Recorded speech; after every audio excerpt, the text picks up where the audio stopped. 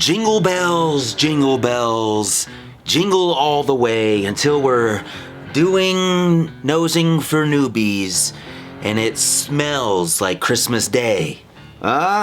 What's up guys? My name is Brenner. Welcome to my channel. This is Mr. Liquor Sipper and I am thoroughly impressed by whatever I just said because everything here is fresh, new, straight out the box, straight out the cask and freshly poured into the glass, and I just did it again. Holy smokes, I'm on a roll tonight.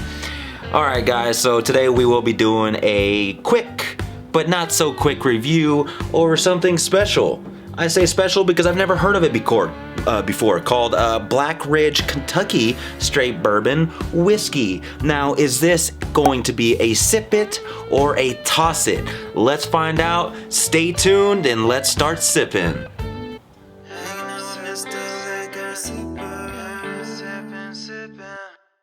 Alright guys, so this video is going to be interesting. I don't know how long it's going to take. I typically try to keep these things between 10 to 15 minutes. There was a weird paradox that happened, and I was digging through and trying to find information about this, and it's weird, like I could find a good amount of information, but the information was not a lot of information. It was all an accumulation of different parts and pieces that I kind of threw together that I had to type up. So we'll be reading you guys a little bit of the history and some of the things that I found out today about this Black Ridge. Now I have to keep looking at the bottle, Black Ridge, because I'm actually forgetting, because I've never actually heard of it.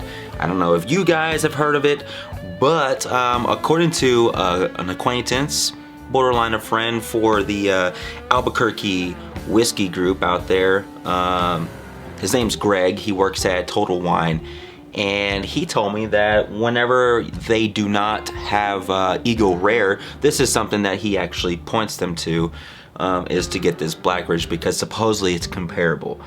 Is it? I have no idea. Have I had Eagle Rare? Yes, I have. There is actually a previous review, so if you guys are interested, I'll throw that around here or at the end somewhere so you guys can check that review out. I love Eagle Rare, so we're gonna see how this thing stacks up. So real quick on this Black Ridge Kentucky Straight Bourbon, we're going to do a little history lesson. Thomas S. Moore was born in 1853 and his family moved shortly thereafter to Bardstown, Kentucky. He later dropped out of school at the age of 11 to start working to support his mother and his sisters after his father Charles died suddenly. One of his sisters eventually married Charles Willett. I bet you guys know who Willett is, whose wealthy family had made a fortune in distilling businesses, of course. At the age of 22, Tom married Jenny Collings and went to work with his in-laws, the Willets, at their distillery. Now, there he went and he met co-worker Ben Mattingly, Jingly, all right, who would go on to marry another individual into the Willett family as well. Now, these two guys became best of friends and great colleagues. In 1876, John Willett, head of the family and head of the company, handed Ben and Tom ownership of one of those distilleries south of Bardstown to operate under the name Mattingly and Moore. Mattingly would rather quickly sell his shares in the new company to a group of investors, but Moore would stay on for 8 or more years until 1899. Now, he purchased around 100 acres of land directly adjacent to the old distillery and constructed a new facility in his own name. The old Mattingly and Moore Distillery Company kept operating until 1916, when it went bankrupt. Da-da! It went bankrupt. Oh no. Well, actually, it shouldn't have been da-da, it should have been dun-dun-dun. Now, Tom Moore Distillery produced 10 barrels of whiskey per day in its time and was quite profitable until it was closed down by Prohibition in 1920, and then, well, it was no longer profitable. Tom retired at that point, but he lived long enough to see Prohibition repealed, and his son would take over the old distillery, bringing it back online and restarting production. The distillery was sold in 1944 to a Chicago liquor merchant named Oscar Getz, who changed the name to Barton Distillery. Now, a name he reportedly picked out of a hat. Supposedly, somewhere along the lines, that's the story. Now, under his own ownership, the distillery produced some notable brands such as Kentucky Gentleman, Tom Moore, and Kentucky Tavern, among others. Over the years, the company expanded to include a large number of brands and varieties of spirits, more than were just produced at the single distillery. But when they sold their Canadian whiskey venture in the 1970s, things came crashing down quickly with more expenses than revenue and unable to pay their bills. Hey, who turned out the lights? I don't know. I guess I forgot to pay the bill. Now, the brand was sold to another number of owners, eventually ending with the Sazerac Company as where it will stay and, well, where it remains today. So right here on the back of the bottle of Black Ridge, it has a little synopsis as the history is a little bit murky, but it does say, ever since the beginning of horse racing in Kentucky in 1787, fine bourbon has been an integral part of Derby Day.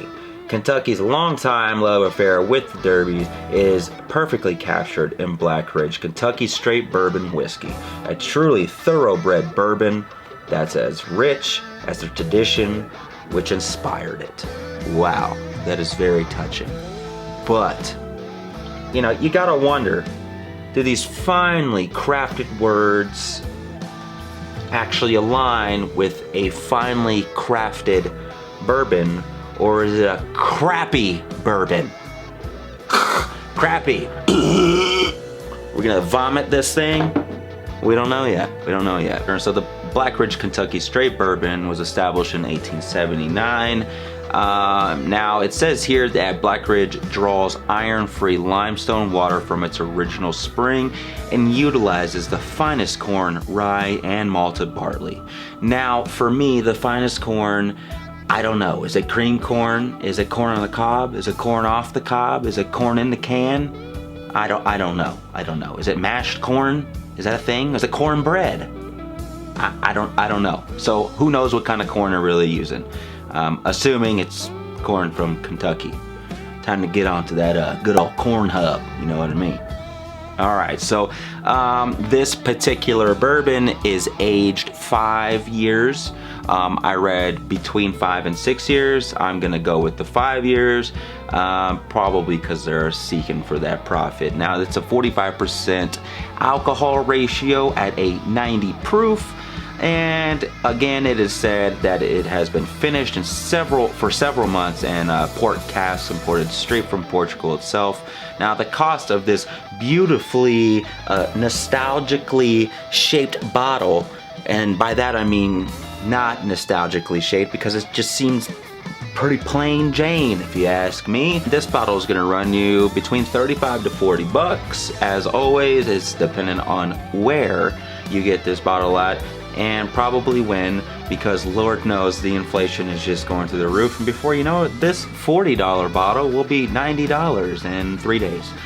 So the reviews of this bottle were kind of all over the map. So for those that are not familiar with Black Ridge, this thing had anywhere between a 2-star rating up to a 5-star rating, and everywhere in between. I saw a 3.5, so I could not gauge anything as far as what I could read based upon having no flavor or tasting profile. It's just based upon what I've read, right? So I don't go off of necessarily everything that I read, because everyone's taste buds are different, and so you don't know. And also the maturity aspect as far as how long you've been drinking bourbon for, and the taste and the palate that you have and what you can identify definitely all goes into there, and that is a huge factor. So this is also supposedly considered to be a difficult bottle to find, since this is a limited production bottle, which is kind of cool, and this is something that I did not know. Supposedly the bottle sucks and I shouldn't have bought it, according to the reviews. Now, as I'm sitting here sipping something that has nothing to do with this, what is it? You will never know, because I don't remember. I am going to pop this bad boy open, and this is because I couldn't find much of anything. This is probably one of the most blindfold tests I've ever done, or taste tests. Can I have a tasting? Reminds me of, every time I do that, it reminds me of what is that movie called? All right, again. Oh, John Wick. I'm just here for a tasting. His monotone acting. So as I always say, this is a brand new bottle. I've never opened it, never tasted it. Every reaction is a brand new reaction, and we're about to find out how good is this bottle. Is this a sip it or a toss it? Let's find out. And that is the fresh bottle pop, and here is the fresh pour. Based on the pour, seems pretty smooth. All right, let's put this bad boy up so we know what we're drinking, as always. And for the favorite amongst all of my viewers, it is time for Nosing for Newbies. Let me sit back and relax and get a nice little sniff. All right, let's see here. I don't smell anything. All right, let's do a little swisher picker-upper. A swisher smeller-upper. And I am getting, there we go. Smells like overcompensated dramatic economical inflation. Also, smells like elf nuts, which also comes across as slightly minty. Almost like Jack Frost had sex with a New York peppermint patty. Ooh, peppermint fresh. Also, get weird smell of Santa Claus's old Christmas stocking that just so happens to be his prepubescent cocksock. Just getting a little snowy McFlurry around here. Good old Saint Dick, Kris Kringle, ready to mingle. All right, so straight into it, guys.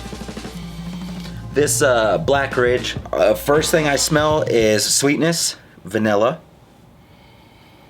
And I smell, it smells a little bit fruity, and I can't pinpoint an exact fruit per se. Almost like there's a citrus, so maybe some orange slices or orange peel, maybe just the peel itself, so that citrus yet maybe slightly bitter. And I do get a little bit of that port smell that they were discussing. It actually kind of makes my mouth water. Now let's go straight to the palate. Okay, a little bit spritzy, complex flavors. Doesn't sit on a tongue too terribly long, but you do get that sweet on the back end. I actually really like this. It's very smooth. Is it like Eagle Rare? No! It's not like Eagle Rare. Though it comes from Sazerac, also known as Buffalo Trace. It is, I don't get any elements of Eagle Rare at all. Now, as far as how smooth it is, I mean, even based upon the pour that I did, which is odd because I've never been able to tell that on my own. So maybe my experiences are growing and I'm able to kind of see what's going on within these bottles. Or maybe I am telepathic, or maybe I have the mutant X gene. So there's that. Yeah, man. And women, I'm feeling like it's smooth. It feels like, or I'm sorry, it doesn't feel. I feel like someone's touching me. I need to talk to somebody. It tastes like as if there's like maybe a little bit of Sprite or something in it, or flat 7-Up. I don't know. It's interesting. I don't have anything really bad to say about it. It has a lot of different complex flavors. Some stuff I can't quite put my finger on. I think that's why I'm almost reaching for all these different tastes that I'm telling you guys. Because I said, you know, it's fruity, but it has a sweeter vanilla. I don't get any leather or any type of nut or pecan or apricot. I don't get anything like that. It's just there's a multitude of different flavors I can't pinpoint, but it's kind of spritzy, like I said, like a 7-Up, which is not the first time, right? I've said this before with different ones, but I actually really enjoy this bottle. Is this a sip it or toss it? I'm gonna go with this is a sip it, especially for 38 bucks. You can't actually beat it, man. I'm pleasantly surprised. I think, honestly, I don't think there's ever been a bottle. Yeah, I don't think there's actually ever been a bottle that I've ever said, yeah, this is a toss it, or I hate this bottle, or this is disgusting. Actually, I take that back. I think maybe Old Tub was not very good. So if you guys are interested in seeing that review, I think that was like actually a pretty funny review. You guys should go check out Old Tub. In conclusion, do you guys really care? I don't know. Also in conclusion, or PS, this is just fun for me. So I had some questions out there. What inspired me or what motivates me? Dude, I'm already drinking this thing. I might as well just record my absolute candid responses or candid reactions to what I'm tasting, because it's just fun for me. And who knows, I could give you guys some information that you guys didn't know about. That's why I do this. I do this for the fun of it. I enjoy it, and I get to kind of experience or journey around America and through the states of different cultures through bourbon itself, and understand the craft a little bit better. I am not a connoisseur.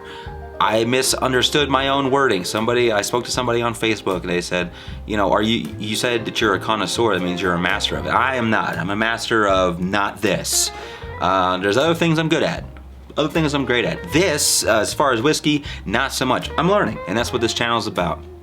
Experience and growth.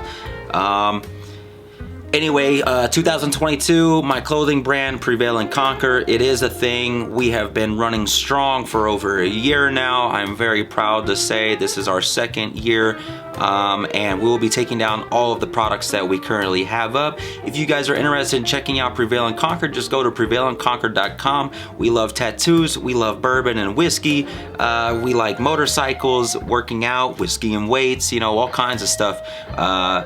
We cannot be the only people that are into the things that we are into. There is a multitude of other people that like the same stuff. So, with that being said, thanks for jumping into the channel with me. If you have not already and you feel like you got some value, please hit that like button, hit the subscribe button, sip on that thing until the bottle is dry, and until next time, cheers and keep on sipping.